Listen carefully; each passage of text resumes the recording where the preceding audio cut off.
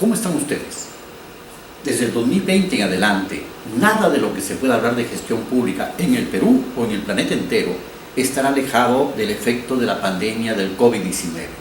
Lo hemos vivido en nuestras regiones, lo hemos vivido todos, en todos los aspectos de la vida. Entonces, recuperar la normalidad, cuando esto termine, no será tan sencillo, porque estaremos hablando quizá de una nueva normalidad a la cual tenemos que adaptar todas las actividades de las personas, entre ellas hacer la gestión pública y asimismo recibir la demanda ciudadana. Entonces estos aspectos deben tenerse en cuenta para todo campo de gestión pública que se vaya a tratar a partir de la fecha. Si no lo tomamos en cuenta, estaríamos cerrando los ojos a algo que no podemos ocultar para nada. ¿Qué pasará después?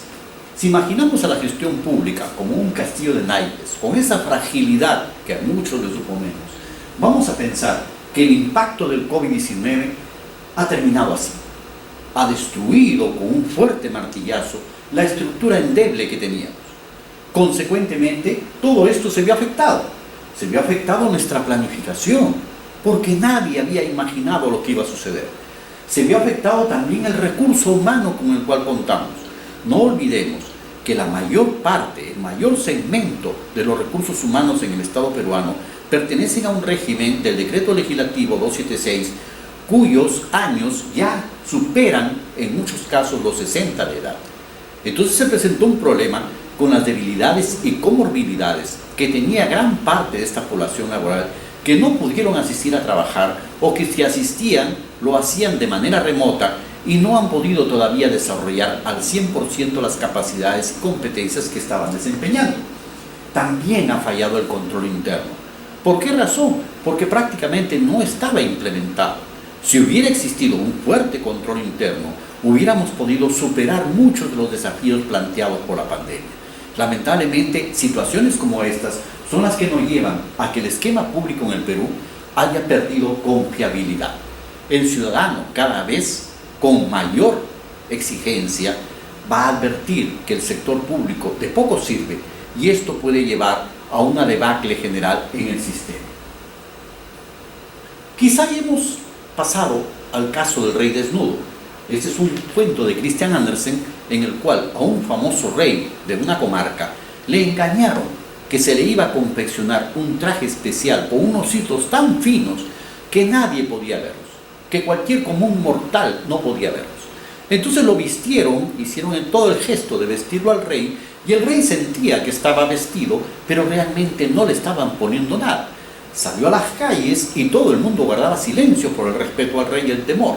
Pero un niño se atrevió a decir: el rey está desnudo, el rey está desnudo, y proclamó la realidad de lo que estaba pasando, llevando a la decepción a todas las personas, empezando por supuesto por el mismo soberano. ¿Y por qué decimos que esta similitud del rey desnudo le cae al pelo a la gestión pública en el Perú? Porque no olvidemos que desde hace ya mucho tiempo, desde el año 2002, se dio una ley marco de modernización de la gestión del Estado en el Perú. La ley 27658, dada en enero del año 2002. Imaginemos, estamos en el año 2020. Esto fue modificado por un decreto legislativo, el 1446, en septiembre de hace apenas 2 años, ¿no? En el año 2018, que incorporó el factor calidad en las prestaciones públicas. Anteriormente el factor calidad se había admitido solamente en el actuar privado. Y también se determinó el fortalecimiento de los sistemas administrativos, porque estaban muy débiles, y racionalizar al Poder Ejecutivo, no a los gobiernos regionales, no a los gobiernos locales, pero así al Poder Ejecutivo. Entonces, tranquilamente a esta ley marco, que fue dada en enero de 2012, le podríamos celebrar un cumpleaños y hacer una torta de 18 años. Son 18 años perdidos en realidad. La Ley Orgánica del Sistema Nacional de Control y de la Contraloría, la Ley 27785, también data del año 2002. Es su contemporánea, pero es de julio. Y la Ley de Control Interno de las Entidades del Estado tiene 14 años. Fue dada en abril de 2006. Si hubiera existido, como habíamos comentado, un buen control interno, muchos de los problemas que ha tenido que ver el Estado como mayores por efecto de la pandemia no se hubieran presentado por haber tenido un sólido control interno que hubiera permitido solucionar los riesgos que se han presentado y han generado la zozobra del Perú. Quizá el problema de nuestro país sea ese precisamente, el incumplimiento de la ley. leyes que tenían 18 años, que tenían 14 años y otras más que no hemos querido mencionar, no han podido ser implementadas precisamente porque la gente no quiere cumplir la ley. Los públicos no cumplen la ley ni la aplican y los privados no la acatan. Precisamente por eso, incumplimiento de la ley es el mayor problema que puede tener el país. Hay que verlo con esa óptica. Y esta es una curiosa equivalencia. Hay un dicho muy antiguo que reza: echa la ley, echa la trampa. Bueno, nosotros hemos hecho echa la ley, falta el reglamento. Toda ley que se emite en el Perú necesita un reglamento que la acompañe. Y el reglamento siempre llega bastante tarde. La ley se puede dar hoy, mañana, y el reglamento demora más de 90 días para ser emitido. Pero no es solo el reglamento, falta la directiva, que viene después del reglamento, cuando ya hay que empezar a aplicar el reglamento y se fabrica una directiva para poder llevar adelante esto. Y a la directiva le acompaña el procedimiento que tiene que ser diseñado para la aplicación de la directiva. Y ahora, como una novedad digital en la época virtual, viene el aplicativo con el cual la ley termina para ser aplicada. Toda esa ruta para hacer una ley y que pueda dar valor a lo que contiene o poder favorecer al ciudadano las necesidades resueltas que requiere, demora tanto por toda esta maraña de procedimientos que tenemos en el Perú y que hace que echa la ley, no tanto echa la trampa, pero sí hecho el reglamento y todo lo demás que cumple. La importancia del compliance por eso es notoria. Se necesita una política, una gran misión de compliance. Compliance es una palabra francesa que significa cumplimiento de la ley. Y el cumplimiento debe darse tanto en el sector público como en el sector privado, porque los dos son socios de la gestión. La gestión pública no es exclusiva y excluyente. La gestión pública es privada y pública, porque son los actores necesarios para que pueda gestionarse una sociedad en común. El compliance es la función que tienen las empresas u organizaciones para establecer procedimientos que aseguren el cumplimiento normativo interno y externo. O sea, estamos hablando de normas públicas y costumbres o actitudes privadas que se complementan porque tienen que estar reguladas para el beneficio de una sociedad completa. ¿Qué es lo que tenemos al frente? Que el impacto del COVID ha incrementado los problemas que habíamos ya percibido como una necesidad por resolver. O sea, nos ha desnudado tan igual que al rey y ahora nos obliga a tomar decisiones radicales. Es necesario fortalecer nuestro aparato público. Es necesario utilizar las oportunidades de una pandemia que, si bien ha ocasionado miles de muertos en el Perú y en el mundo, puede servirnos también para un resurgir de nuestro sector público.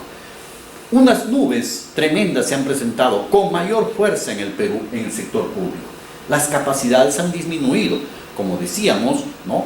Aquellos trabajadores que ya se encuentran en una etapa del otoño de su vida laboral tienen problemas ahora para desempeñarse con nuevas herramientas que están impuestas de un día a otro, las herramientas digitales.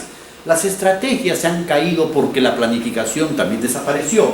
Las remuneraciones siguen todavía en ese curso así indeciso de saber cuánto gana cada uno y cuántos regímenes laborales tenemos para poder pagar. El control interno, como hemos visto, ha desaparecido prácticamente y el aprovechamiento ilícito de algunas personas sobre la situación bajo esa aplicación también de una palabra común que dice: a río revuelto, ganancia de pescadores, se presenta como un escenario que preocupa tremendamente al sector público en el Perú y nos debe preocupar a todos para poder empezar nuevamente un camino muy definido. ¿Qué debemos hacer? Es necesaria una decisión política muy fuerte. Es una decisión, un compromiso político, una misión nacional se tiene que dar. Tiene que haber una facultad administrativa para poder reconstruir el aparato administrativo del Estado. Tiene que haber gestión del territorio, que es lo que hemos perdido, solamente teorizamos sobre ello.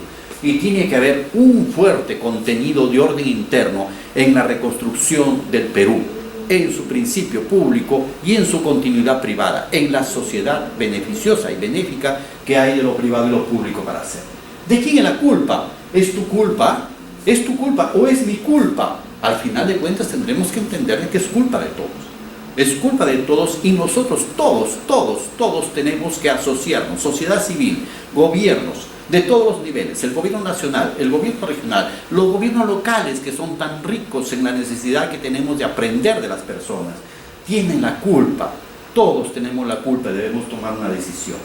¿Qué oportunidades nos da la pandemia después de haber pasado? Y las recomendaciones. Es necesario imponer una real descentralización en el Perú. estableciendo regiones sostenibles. Hay que darle valor a lo que se llama, lo que es la revolución administrativa y la reforma administrativa del Estado en base a la descentralización económica y la revolución. Luego, ejecutar la reforma integral del sector público. Por último, desarrollar meritocracia, comprometer al Estado y la ciudadanía y culminar la reforma política.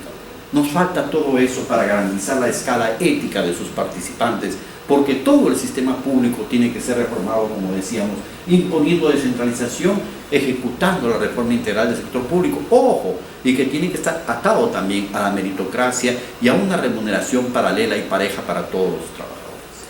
Comparemos entonces la debilidad de nuestro castillo de naipes y lo que debía ser una fortaleza tremenda que pueda resistir el embate de todas las pandemias que vengan, que pueda resistir el embate interno también de las contradicciones que tienen que salir adelante, que pueda resistir las dudas que tenemos nosotros mismos en los beneficios de la función pública y poder empezar a estudiar de nuevo, a construir de nuevo, a preparar de nuevo, a no olvidar lo que hemos tenido a la vista y a no perder tampoco la expectativa de todo lo que podemos hacer. Por ahora iniciamos un proceso de cambio, iniciamos todo lo que podemos dar para aprender de los demás y poder aplicarlo en todo el beneficio que venga. Bienvenidos a este periodo de enseñanza.